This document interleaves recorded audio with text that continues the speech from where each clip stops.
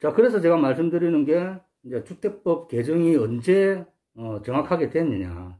그게 2017년 6월 3일입니다. 사전신고 제도로 이제 바뀌고 나서 한 업체, 그러니까 대행사죠. 그리고 추진인을 구성해서 대표가 관할구청에다가 신고를 하는 거죠. 한 5가지 정도의 서류가 필요합니다. 그 모든 지주들에 대한 뭐 명부라고 해야 될까요?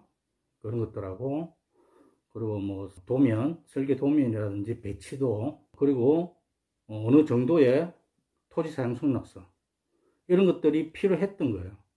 그런 것들을 제출하지 않으면 관할구청에서는 신고는 받되 그걸 승인해 주지 않아요. 그래서 굉장히 조금 많이 까다로워졌죠. 업체가 어떻게 변했냐면, 한 현장에서 막 일을 진행하고 있는데 다른 업체가 막 들어온다고 했잖아요. 그런 업체들은 다 영세한 업체들이에요. 그런 업체들이 들어와가지고 그런 안 좋은 행동들을 하는 거예요. 그러니까 그런 업체들이 다 싹 사라졌습니다. 이 법이 딱 생기고 나서부터. 그게 굉장히 좋은 취지로 이제 법이 바뀐 거죠. 그렇다 보니까 자금력을 갖춘 그런 업무 대행사가 살아남을 수밖에 없었던 이제 구조가 된 거죠. 이거는 굉장히 좋은 거라고 저는 생각하고 있고요. 그 지주 입장, 그리고 또 분양을 받는 조합원 입장, 다 좋은 쪽으로 생각할 수 있는 거죠. 그렇게 바뀌고 서류를 만들어서 관할구청에다가 제출을 하면 그 사전신고에 대한 필증을 줍니다. 그 필증이 나오게 되면 그 필증에 나와 있는 내용이 조합원 모집을 허가한다라고 나와 있거든요.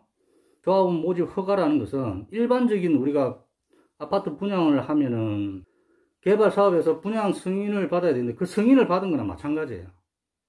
필증을 받게 되면 다른 업체들이 들어올 수가 없습니다.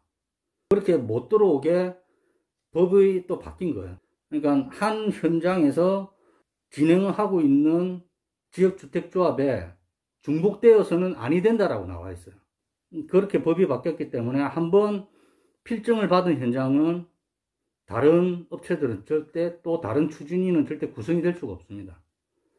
그렇게 법이 바뀌었고요. 그러다 보니까 흔히 우리들이 알고 있는 업체 비리는 좀 사라졌죠. 약간의 정직함이 좀 더 생긴 거죠. 2017년 6월 3일 날에 그렇게 바뀌었습니다. 다들 아시겠지만 지주택에 3가지 조건이 있죠. 지금도 이거는 똑같습니다. 85제곱미터 이하에, 그러니까 아파트로 따지면은 33평, 4평 정도 되는 한 채, 그리고 꼭 세대주여야 되고요. 그리고 조합 설립 신청하기 6개월 전에 그 주소 관할지에 있어야 됩니다. 저는 이제 부산에 있는 사람인데, 저는 수도권에서도 일을 많이 했었고요.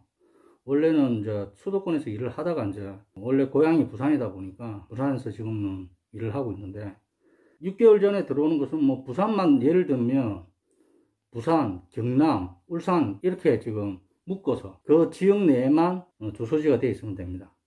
그게 이 3가지 조건이고요.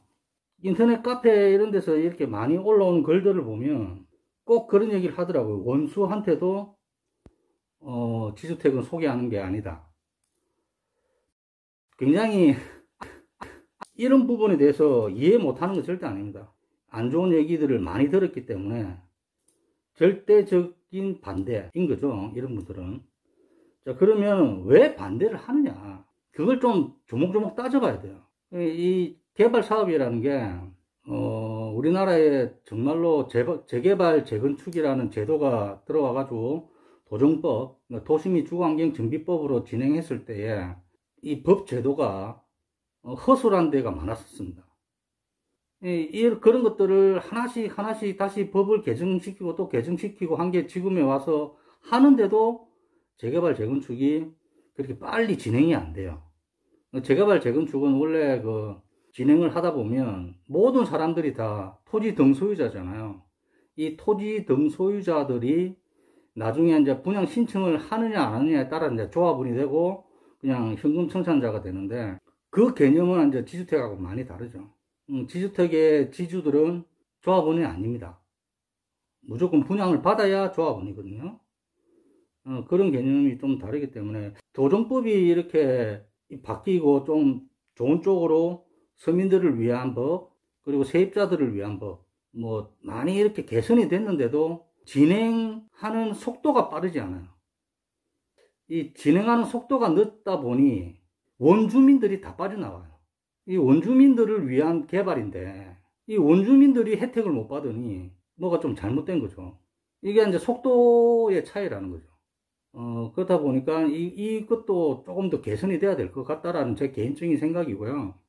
이 개선을 하자면은 행정상의 그런 제도들이 많이 축소가 돼야 되지 않을까요? 그러면 또 행정상의 제도가 또 축소가 되다 보면 또 거기에 따른 또 다른 문제들이 또 발생한다는 거죠. 굉장히 좀 어려운 문제입니다. 지금도 수도권이라든지 그런 데 보면 한 15년 전에 알고 있던 현장들이 아직도 그대로예요.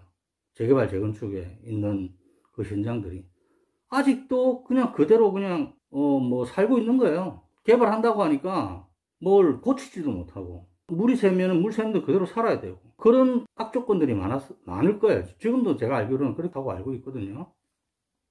참 안타까운 부분인데 재개발 재건축을 선호하던 계층들이 약간의 지주택으로 조금 이렇게 몰리는 현상이 한 몇 년 전부터 생겼습니다. 아시는 분들은 주택법 개정이 어떻게 된다라는 걸 면밀히 살펴보시는 분들이 많아요. 제가 알기로 2017년 6월 3일 날에 법이 바뀌고 나서 지금 현재는 더더욱 까다로워졌어요. 더더욱 까다로워졌기 때문에 자금력이 없는 업무 대행사 그 일을 진행하려는 업체들이 자금력 없이는 함부로 할 수가 없습니다. 굉장히 까다로워졌죠. 그래서 그런 부분이 저는 뭐 좋은 현상이라고 생각하고 있고요. 그렇게 돼야 된다고 보고 있고, 그래서 뭐 원수한테도 뭐 소개하는 게 아니다라는 식으로 말씀하시는 분들한테 말씀드리고 싶은 거는, 나름의 그런 생각을 갖고 계시고 그런 조언을 하려고 한다면은 좀 더 공부를 하셔야 돼요. 그러니까 왜 원수한테 또 이런 것들을 소개하면 안 되는지에 대한 정확한 설명이 필요하다는 거죠. 그러려면 정책들을 많이 알아야 됩니다. 주택법이 어떻게 바뀐 정책들을 설득을 하려면 그렇게 설득을 하는 게 신빙성이 있지 않나, 그렇게 생각해서 말씀을 드린 거고요.